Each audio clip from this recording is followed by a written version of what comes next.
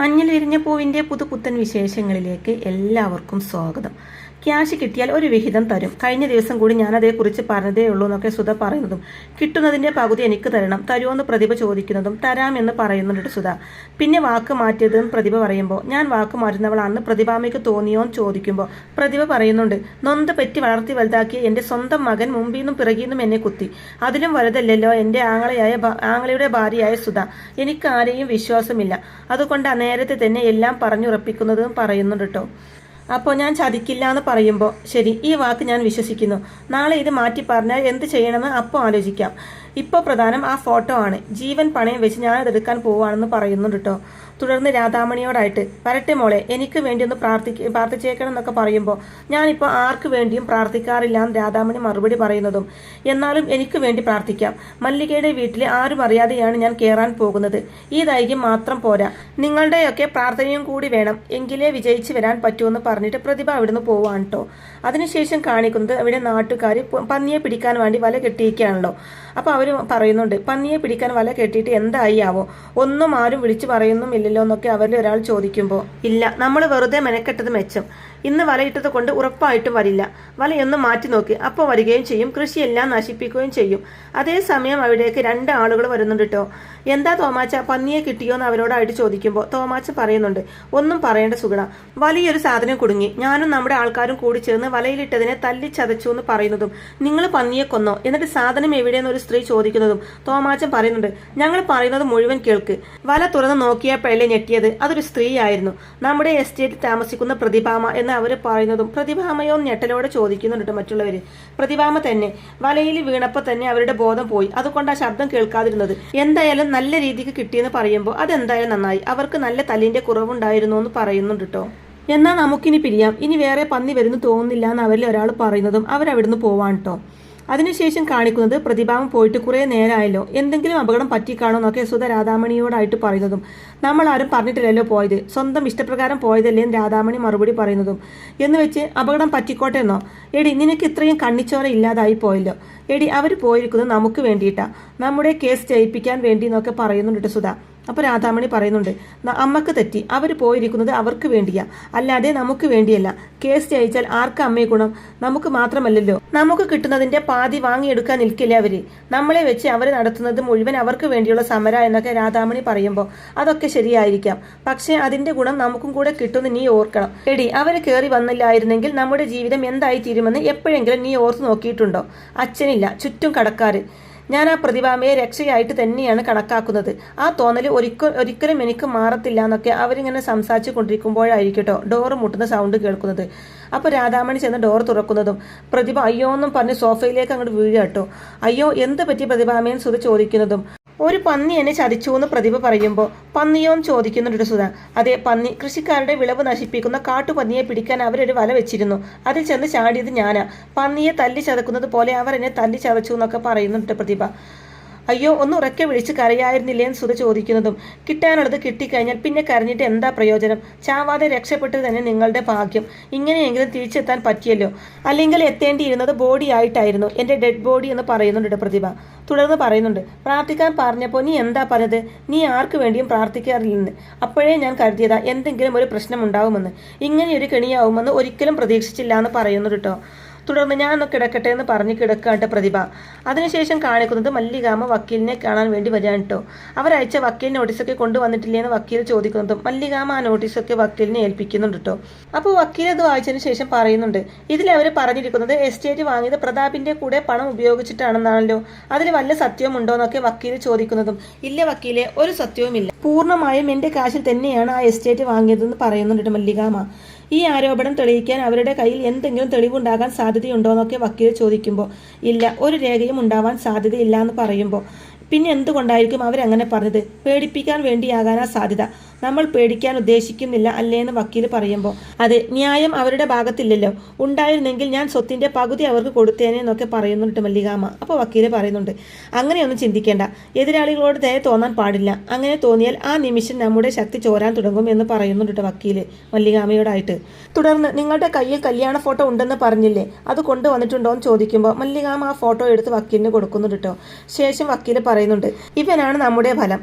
നിങ്ങൾ തമ്മിൽ വിവാഹിതരായിരുന്നു തെളിയിക്കാനുള്ള പ്രധാന എവിഡൻസ്. മല്ലിക ഒന്നുകൊണ്ടും പേടിക്കേണ്ട, നമ്മൾ ഈ കേസിൽ ജയിക്കുമെന്ന് പറയുന്നുണ്ട് വക്കീല്. അപ്പം മല്ലിക പറയുന്നുണ്ട്, കേസിൽ ജയിക്കാം, എന്നാലും എല്ലാവരുടെ മുമ്പിലും ഞാൻ നാണം കെട്ടില്ലേ വക്കീലെ നോക്കി മല്ലികാമ്മ ചോദിക്കുന്നതും വക്കീല് പറയുന്നുണ്ട്, മല്ലിക തെറ്റൊന്നും ചെയ്തിട്ടില്ലല്ലോ, പിന്നെന്താ പ്രശ്നം എന്ന് പറയുമ്പോൾ, എന്നെയും എൻ്റെ മോനെയും ചതിച്ചില്ലേ എൻ്റെ ഭർത്താവ് എന്ന് പറയുന്നുണ്ട് മല്ലികാമ്മ. അദ്ദേഹം മരിച്ചു പോയില്ലേ എന്ന് വക്കീല് പറയുന്നതും അതുകൊണ്ടെന്ന് മല്ലികാമ്മ ചോദിക്കുന്നതും, അല്ല, ഒരാൾ മരിച്ചു പോയാൽ പിന്നെ അയാളെ വിചാരണ ചെയ്യാൻ പാടില്ലെന്ന എൻ്റെ ഒരു പോളിസി. കാരണം അയാളുടെ ഭാഗം പറയാൻ അയാൾക്ക് അവസരമില്ലല്ലോ. സാഹചര്യങ്ങളാണ് പലപ്പോഴും ഒരാളെ കുറ്റവാളിയും ശുദ്ധനും ഒക്കെ ആക്കുന്നത്. നല്ലവരെന്ന് നമ്മൾ കരുതുന്ന പലരും ഒരവസരം കിട്ടിയാൽ മറ്റു പലരെക്കാളും മോശക്കാരായിട്ട് പെരുമാറുമെന്ന് പറയുന്നുണ്ട് കേട്ടോ. തുടർന്ന് മല്ലികാമ്മയോട് വക്കാലത്ത് ഒപ്പിടാൻ ആവശ്യപ്പെടുമ്പോൾ മല്ലികാമ്മ വക്കാലത്ത് ഒപ്പിട്ട് കൊടുക്കുകയാണ് കേട്ടോ. തുടർന്ന് എന്നാൽ ഞാൻ ഇറങ്ങട്ടെ എന്ന് മല്ലികാമ്മ പറയുന്നതും വക്കീല് പറയുന്നുണ്ട്, സമാധാനമായിട്ട് പോയിട്ട് വാ, ഇതൊരു ക്ലിയർ കേസാ, ഇത് നമ്മൾ ജയിക്കുന്ന ഉറപ്പ് കൊടുക്കുന്നുണ്ട് കേട്ടോ വക്കീല്. അതിനുശേഷം പ്രതിഭ തൊഴിലാളികളോട് വന്നിട്ട് പറയുന്നുണ്ട്, നമ്മുടെ മല്ലികയുടെ ഭർത്താവ് പ്രതാപില്ലേ, അയാൾക്ക് എന്ന് പ്രതിഭ പറയാൻ തുടങ്ങുന്നതും, അതെ, അപവാദം ഇവിടെ പറയണ്ട, ഞങ്ങൾക്ക് കേൾക്കാൻ താല്പര്യമില്ലാന്ന് തൊഴിലാളികൾ പറയുന്നതും, നിങ്ങളുടെ മുതലാളിയെക്കുറിച്ചാണ് പറയാൻ വരുന്നതെന്ന് പ്രതിഭ വീണ്ടും പറയുന്നതും, അതുകൊണ്ട് തന്നെയാണ് പറയണ്ടെന്ന് പറഞ്ഞത്, അല്ലെങ്കിൽ തന്നെ ഞങ്ങളുടെ മുതലാളിയെക്കുറിച്ച് പറയാൻ നിങ്ങൾക്ക് എന്താ അവകാശം? ഒരു കൊലപാതക കേസിൽ അകത്ത് പോയ സ്ത്രീയല്ലേ നിങ്ങൾ? നിങ്ങൾ ഞങ്ങളുടെ മുതലാളിയെ കുറ്റം പറയണ്ടെന്ന് അവർ ഓരോരുത്തരായിട്ട് പറയുമ്പോൾ നിങ്ങൾ ന്യായത്തിൻ്റെ ഭാഗത്ത് നിൽക്കേണ്ടവരാണ്. അങ്ങനെ നിന്നാലേ ഈ നാട്ടിൽ നീതി നടപ്പാകൂ. നിങ്ങൾ വിചാരിച്ചാൽ ഈ പ്രശ്നം വേഗം പരിഹരിക്കാൻ പറ്റും. സുധ പറയുന്നതിൻ്റെ കൂടെ നിങ്ങൾ നിൽക്കണമെന്നൊക്കെ പ്രതിഭ പറയുമ്പോൾ, സൗകര്യമില്ല, ഞങ്ങൾക്ക് മല്ലികാമ്മയാ വലുത്, എവിടുന്നോ കയറി വന്ന സുധയെ ഞങ്ങൾക്ക് വിശ്വാസമില്ലാന്ന് പ്രതിഭയുടെ മുഖത്ത് നോക്കി പറയുന്നുണ്ട് തൊഴിലാളികൾ. അപ്പോൾ പ്രതിഭ പറയുന്നുണ്ട്, അവർ പറയുന്നതാ സത്യമെന്ന് പ്രതിഭ വീണ്ടും പറയുന്നതും, അതൊന്നും ഞങ്ങൾക്കറിയണ്ട, ഇനി ഇവിടെ നിന്ന് വേണ്ടാതീനം പറഞ്ഞാൽ ജീവനും കൊണ്ട് തിരിച്ചു പോവില്ല എന്ന് പറയുന്നുണ്ട് തൊഴിലാളികൾ. നിങ്ങൾക്ക് പറ്റില്ലെങ്കിൽ വേണ്ട, കോടതി എന്തായാലും ഇടപെട്ടിട്ടുണ്ടല്ലോ, വിധി വരുമ്പോൾ എല്ലാവർക്കും എല്ലാം മനസ്സിലാവും, നല്ലതേത് പതിരേതെന്ന് പറഞ്ഞിട്ട് പ്രതിഭ അവിടുന്ന് പോവാണ് കേട്ടോ.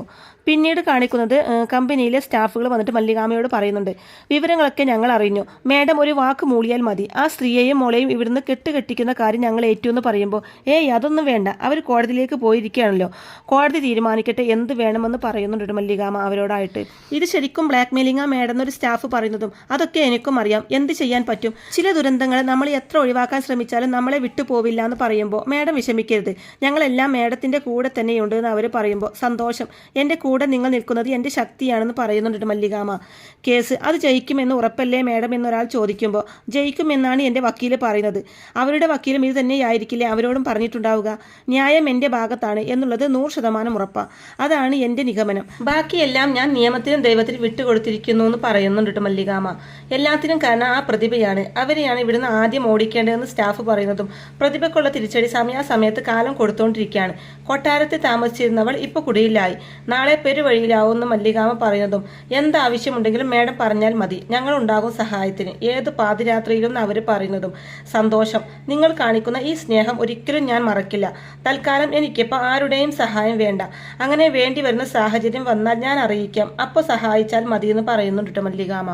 അതിനുശേഷം കാണിക്കുന്നത് മല്ലികാമ്മയുടെ വക്കീൽ കോടതിയിലേക്ക് വരികയാണ് കേട്ടോ. അപ്പോൾ ഇതേ സമയം മറ്റൊരു വക്കീൽ ഇങ്ങനെ നടന്നു വരുന്ന സമയത്ത് അവർ തമ്മിൽ കൂട്ടിയിടിക്കുകയും മല്ലികയുടെ വക്കീലിന്റെ കയ്യിലിരിക്കുന്ന ഫയലുകളും ഫോട്ടോസ് അടക്കം എല്ലാം താഴേക്ക് വീഴുകയും പെട്ടെന്ന് തന്നെ മറ്റേ വക്കീൽ ആ ഫോട്ടോ കൈക്കലാക്കുന്നുണ്ട് കേട്ടോ.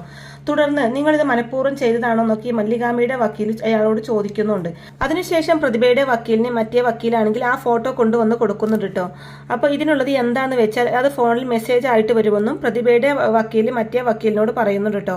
അതിനുശേഷം സുധ ആ ഫോട്ടോ രാധാമണിയെ കാണിച്ചു കൊടുത്തിട്ട് പറയുന്നുണ്ട്, ഇതാണ് നിന്റെ അച്ഛൻ, എന്നെ ചതിച്ച മനുഷ്യൻ, കൂടെയുള്ളത് ആദ്യ ഭാര്യ മല്ലിക എന്ന് പറയുമ്പോൾ, അമ്മക്ക് എങ്ങനെ ഈ ഫോട്ടോ കിട്ടിയെന്ന് രാധാമണി ചോദിക്കുമ്പോൾ, അതാടി ഈ സുധ, കേസ് ജയിക്കാനായിട്ട് എന്തും ഞാൻ ചെയ്യുമെന്ന് പറഞ്ഞപ്പോൾ നീ അത് വിശ്വസിച്ചില്ലല്ലോ, ഈ ഫോട്ടോ എടുക്കാനല്ലേ അന്ന് പ്രതിഭാമ ഇവിടുന്ന് പോയതും നാട്ടുകാരുടെ തല്ലിക്കൊണ്ടതും, ഞാൻ ഈ കേസ് ജയിക്കും, ഇത് ഒന്നാമത്തെ തെളിവാ നിന്റെ കയ്യിലിരിക്കുന്നത്. ഭദ്രമായിട്ട് മല്ലിക സ്വന്തം വക്കീലിന്റെ കയ്യിൽ ഏൽപ്പിച്ചിരിക്കുന്ന ഈ ഫോട്ടോ പ്രതിഭയുടെ വക്കീൽ കൈക്കലാക്കി, വക്കീലിന്റെ കയ്യിൽ നിന്നും പ്രതിഭാമ വാങ്ങി, എന്നിട്ട് പ്രതിഭാമ അത് എനിക്കും തന്നു, അതൊരു വലിയ തെളിവ് തന്നെയാണ് മല്ലികക്ക് നഷ്ടപ്പെട്ടത്. ഈ ഫോട്ടോ ഹാജരാക്കാൻ പറ്റാതെ കോടതി മുറിയിൽ മല്ലികയുടെ വക്കീലിൽ നിന്ന് വിയർക്കും എന്നൊക്കെ സുധ പറയുമ്പോൾ വേണ്ടമ്മേ, തെളിവ് നശിപ്പിച്ചത് കൊണ്ട് സത്യം സത്യമല്ലാതായി മാറൂ എന്നൊക്കെ ചോദിക്കുമ്പോൾ അതിനുത്തരം പറയേണ്ടത് കോടതിയാണ്. കുറച്ചുകൂടി കഴിഞ്ഞാൽ കോടതി കൂടുന്നുണ്ട്. നമ്മുടെ കേസായിരിക്കും ആദ്യം പരിഗണിക്കുന്നത്. വക്കീലിന് തെളിവുകളൊന്നും ഹാജരാക്കാൻ പറ്റാത്ത തരത്തിലെ ഹൈ വോൾട്ടേജിൽ വാദങ്ങൾ നമ്മുടെ വക്കീൽ ഉണർത്തും. അത് കേട്ട് കോടതി പറയും, ആ വീട്ടിൽ താമസിക്കാനുള്ള എന്റെ അപേക്ഷ അംഗീകരിക്കണം എന്നൊക്കെ സുധ ഇങ്ങനെ രാധാമണിയോടായിട്ട് പറയുന്നുണ്ട് കേട്ടോ. അതിനുശേഷം കോടതി മുറിയിൽ വിചാരണ തുടങ്ങുകയാണ്. ഇതൊരു ജെനുവിൻ കേസാണെന്നും എന്റെ കക്ഷിയായ സുധക്ക് അവകാശപ്പെട്ട എസ്റ്റേറ്റ് പ്രതിഭാഗം കൈവശം വെച്ച് അനുഭവിച്ചു കൊണ്ടിരിക്കുകയാണ്. അത് വാങ്ങുന്ന കാലത്ത് പ്രതിയായ മല്ലികയുടെ കോൺട്രിബ്യൂഷന്റെ കൂടെ എന്റെ കക്ഷിയുടെ ഭർത്താവായ രാമചന്ദ്രൻ എന്ന പ്രതാപ് നല്ലൊരു തുക ഇൻവെസ്റ്റ് ചെയ്തിരുന്നു. ഇന്ന് രാമചന്ദ്രൻ ജീവിച്ചിരിപ്പില്ല, അദ്ദേഹം മരിച്ചു. അദ്ദേഹത്തിന്റെ ഭാര്യയായ സുധക്കും മകൾ രാധാമണിക്കും ഇന്ന് കയറിക്കിടക്കാൻ പോലും ഒരു സ്ഥലമില്ല. ആയതുകൊണ്ട് എസ്റ്റേറ്റിന്റെ പകുതി സ്വത്തെങ്കിലും എന്റെ കക്ഷിക്കും കൊടുക്കാനുള്ള ഉത്തരവ് ബഹുമാനപ്പെട്ട കോടതിയുടെ ഭാഗത്തു നിന്ന് ഉണ്ടാവണമെന്ന് വാദിഭാഗം വക്കീൽ ഉന്നയിക്കുമ്പോൾ മല്ലികാമയുടെ വക്കീൽ പറയുന്നുണ്ട്, ഈ കേസിലെ വസ്തുതാപരമായ ചില പിശകുകളുണ്ട് സർ. ഒന്ന്, രാമചന്ദ്രൻ എന്ന പ്രതാപ് വാദിയായ സുധയുടെ ഭർത്താവായിരുന്നില്ല, എന്റെ കക്ഷിയായ മല്ലികയുടെ ഭർത്താവായിരുന്നു എന്ന് പറയുന്നതും അങ്ങനെയാണോ അല്ലയോ എന്നൊന്നും എന്റെ കക്ഷിക്ക് അറിയില്ലായിരുന്നു. അയാൾ എന്റെ കക്ഷിയുടെ ഭർത്താവായിരുന്നു എന്നുള്ളത് സത്യമാണ്. അത് തെളിയിക്കാനായി രണ്ടുപേരുടെയും വിവാഹ ഫോട്ടോ ഞാൻ ഹാജരാക്കുന്നു എന്ന് പറഞ്ഞിട്ട് ആ ഫോട്ടോ ഹാജരാക്കുകയാണ് കേട്ടോ വാദിഭാഗം വക്കീല്. തുടർന്ന് പറയുന്നുണ്ട്, ഞാൻ സമർപ്പിച്ചതുപോലെ ഒരു കല്യാണ ഫോട്ടോ സമർപ്പിക്കാൻ പ്രതിഭാഗത്തിന് കഴിയുമെന്ന് എനിക്ക് സംശയമുണ്ട് എന്നൊക്കെ പറയുമ്പോൾ കഴിയുമെന്ന് ധൈര്യത്തോടെ മല്ലികയുടെ വക്കീല് പറയുകയും ആ ഫോട്ടോ എടുത്ത് കാണിക്കാനായിട്ട് തുടങ്ങുമ്പോഴേക്കും അത് മിസ്സിംഗ് ആണെന്ന് അറിയാം കേട്ടോ. അപ്പോൾ വക്കീല് ടേബിളിലെല്ലാം പരിശോധിക്കുന്നുണ്ടെങ്കിലും ഫോട്ടോ കാണുന്നില്ല. ഉടനെ തന്നെ ആ ഫോട്ടോ എന്റെ അടുത്തുണ്ടായിരുന്നു, പക്ഷേ കാണുന്നില്ല എന്ന് കോടതിയോട് പറയുമ്പോൾ ഇത് കേൾക്കുന്ന വാദിഭാഗം വക്കീല് അങ്ങനെ ഒരു ഫോട്ടോ ഇല്ല, കോടതിക്ക് മുമ്പിൽ ഹാജരാക്കാൻ പറ്റാത്ത തെളിവുകൾ ഒന്നും തെളിവുകളല്ലെന്ന് അറിയാലോ എന്നൊക്കെ വാദിഭാഗം വക്കീല് പറയുന്നതും സാരമില്ല, ഫോട്ടോ പിന്നെ എപ്പോഴെങ്കിലും ഹാജരാക്കിയാൽ മതി, എവിഡൻസ് ആയി വരുന്നതല്ലേ ഉള്ളൂ എന്ന് പറയുന്നുണ്ട് ജഡ്ജി. തുടർന്ന് എന്താണ് ഇപ്പോൾ അടിയന്തിരമായി ബോധിപ്പിക്കാനുള്ളത്, അങ്ങനെ വല്ലതും ഈ കേസിലുണ്ടോ എന്ന് ജഡ്ജി ചോദിക്കുന്നതും ഉണ്ട് സർ, എന്റെ കക്ഷിക്ക് കിടപ്പാടമില്ല, പ്രതിയായ മല്ലികക്ക് വലിയൊരു ബംഗ്ലാവുണ്ട്, അവിടെ താമസിക്കാനുള്ള അനുവാദം എന്റെ കക്ഷിക്കും അനുവദിക്കണമെന്ന് വാദിഭാഗം വക്കീല് പറയുന്നതും ഉടനെ മല്ലികാമയുടെ വക്കീല് എന്റെ കക്ഷിയുടെ ബംഗ്ലാവ് എന്തിനാ മറ്റൊരാൾക്ക് താമസിക്കാൻ തുറന്നു കൊടുക്കുന്നതും ചോദിക്കുമ്പോഴേക്കും പ്രതിഭയുടെ വക്കീല് വീണ്ടും പറയുന്നുണ്ട്, ആ ബംഗ്ലാവിനെ കുറിച്ചാണല്ലോ തർക്കം, മാനുഷിക പരിഗണന മുൻനിർത്തി നിരാലംബരായ എന്റെ കക്ഷിക്ക് കേസ് കഴിയുന്നത് വരെ അവിടെ താമസിക്കാൻ അനുവദിക്കണം എന്ന് പറയുന്നുണ്ട് കേട്ടോ. അങ്ങനെ ജഡ്ജി അത് കണക്കിലെടുത്തുകൊണ്ട് തന്നെ വാദികളും തൽക്കാലം അവിടെ താമസിക്കട്ടെ എന്ന് വിധി പറയാണ്ട് ചെയ്യുന്നത്. കേസ് അടുത്ത ഡേറ്റിലേക്ക് മാറ്റിയിരിക്കുന്നു എന്നും അറിയിപ്പ് കൊടുക്കുന്നുണ്ട്. അതിനുശേഷം മല്ലികാമയുടെ വക്കീല് മല്ലികാമയോടായിട്ട് പറയുന്നുണ്ട്, ആ ഫോട്ടോ എങ്ങനെ മിസ്സിംഗ് ആയി എന്ന് എനിക്കറിയില്ല, പക്ഷേ അത് ആരോ എന്റെ കയ്യിൽ നിന്ന് മോഷ്ടിച്ചു എന്നൊക്കെ പറയുമ്പോൾ സാരമില്ല വക്കീലെ, ഫോട്ടോ ഇല്ലെങ്കിലും ഞാൻ മനുവിന്റെ അച്ഛന്റെ ഭാര്യ തന്നെയാണല്ലോ, ആ സത്യം എങ്ങനെ മാറുന്നു ചോദിക്കുന്നുണ്ട് കേട്ടോ മല്ലികാമ. അതെ, അത് മാറില്ല, എന്നാലും കോടതിക്ക് വേണ്ടത് തെളിവുകളാണല്ലോ, തെളിവുകളിൽ പ്രധാനം ആ ഫോട്ടോ ആയിരുന്നു എന്നൊക്കെ വക്കീല് പറയുന്നതും ഫോട്ടോ ഇല്ലാത്തത് കൊണ്ട് നമ്മൾ കേസ് തോൽക്കും എന്നുള്ള അബദ്ധ ധാരണ എനിക്കില്ല വക്കീലെ, നമ്മൾ ഈ കേസ് ജയിക്കുന്നു തന്നെ പറയുന്നുണ്ട് മല്ലികാമ. എതിരാളികളെ നമ്മൾ അത്ര നിസ്സാരമായിട്ട് കാണണ്ട, വളരെ ബുദ്ധിപരമായിട്ട് അവരാ നീക്കം നടത്തിയത്, അതുകൊണ്ടാ വീട്ടിൽ കയറി താമസിക്കാമെന്ന് വിധിച്ചത് എന്ന് പറയുന്നുണ്ട് വക്കീല്. അപ്പൊ മല്ലികാമ പറയുന്നുണ്ട്, അവര് താമസിക്കാൻ വരട്ടെ വക്കീലെ, വലിയ വീടാണല്ലോ, അവര് വന്ന് താമസിച്ചോട്ടെ എന്ന് പറയുമ്പോൾ മല്ലിക നമുക്ക് വേണമെങ്കിൽ അപ്പീലിന് പോവാന്ന് പറയുന്ന വക്കീലിനോട് എന്തിന്, അതിന്റെ ഒന്നും ആവശ്യമില്ല, ആദ്യം ഉണ്ടായിരുന്ന ആത്മവിശ്വാസം ഫോട്ടോ നഷ്ടപ്പെട്ടപ്പോൾ വക്കീലിന് പോയി, എന്റെ മനസ്സിന്ന് പോയിട്ടില്ല, വീട്ടിൽ കയറി താമസിക്കാമെന്ന് കോടതി പറഞ്ഞത് വെറും താൽക്കാലികമായിട്ടുള്ള ഉത്തരവാണെന്നാണ് ഞാൻ മനസ്സിലാക്കുന്നത്, വാദങ്ങളും തെളിവെടുപ്പുകളും കഴിഞ്ഞ് യഥാർത്ഥ വിധി വരുമ്പോൾ അവരുടെ സ്ഥാനം വീടിന് പുറത്തായിരിക്കുമെന്നുള്ളത് എനിക്ക് ഉറപ്പുണ്ട്, അതുകൊണ്ട് ഇപ്പോൾ ഈ ഉണ്ടായേക്കുന്ന ഇടക്കാല തിരിച്ചടിയിൽ വേദനിക്കാനല്ല, മറിച്ച് വരാനിരിക്കുന്ന അനുകൂലമായ ഉത്തരവിനെ കുറിച്ചോർത്ത് സന്തോഷത്തോടെ കാത്തിരിക്കാനാണ് എന്റെ തീരുമാനം എന്ന് സധൈര്യത്തോടെ പറയുന്നുണ്ട് മല്ലികാമ. അപ്പോൾ വക്കീല് പറയുന്നുണ്ട്, ഇങ്ങനെയുള്ള കക്ഷികൾ അപൂർവങ്ങളിൽ അപൂർവമാണ്, സാധാരണ കക്ഷികൾ തളരുകയും വക്കീലന്മാർ അവർക്ക് വേണ്ട ധൈര്യം കൊടുക്കുകയും ചെയ്യാറാണ് പതിവ്, പക്ഷേ ഇവിടെ തിരിച്ചാണ് സംഭവിക്കുന്നത് പറയുമ്പോൾ വക്കീല് തെളിവുകളിലും വാദങ്ങളിലുമാണ് വിശ്വസിക്കുന്നത്, ഞാൻ ദൈവത്തെ വിശ്വസിക്കുന്നു, വക്കീല് ആ ഫോട്ടോയിൽ വിശ്വസിക്കുന്നു, ഞാൻ താലിയിൽ വിശ്വസിക്കുന്നു, എന്റെ വിശ്വാസം എന്നെ രക്ഷിക്കും വക്കീലെ എന്ന് പറഞ്ഞ് സന്തോഷത്തോടെ ചിരിച്ചുകൊണ്ട് നിൽക്കുന്ന മല്ലികാമയെയും കാണിച്ചുകൊണ്ടാണ് കേട്ടോ ഇന്നത്തെ ഈ എപ്പിസോഡ് അവസാനിക്കുന്നത്. അങ്ങനെ മഞ്ഞിൽ വിരിഞ്ഞ പൂവിൻ്റെ വളരെ ത്രില്ലിംഗ് ആയിട്ടുള്ള നല്ല അടിപൊളി എപ്പിസോഡുകളൊക്കെ ആയിരിക്കും ഇനി വരാനിരിക്കുന്നത്. അപ്പോൾ ഈ റിവ്യൂ ഇഷ്ടമായിട്ടുണ്ടെങ്കിൽ വീഡിയോ ലൈക്ക് ചെയ്യാനും ചാനൽ കൂടി ഒന്ന് സബ്സ്ക്രൈബ് ചെയ്ത് സപ്പോർട്ട് ചെയ്യാനും മറക്കല്ലേ ഫ്രണ്ട്സ്. താങ്ക്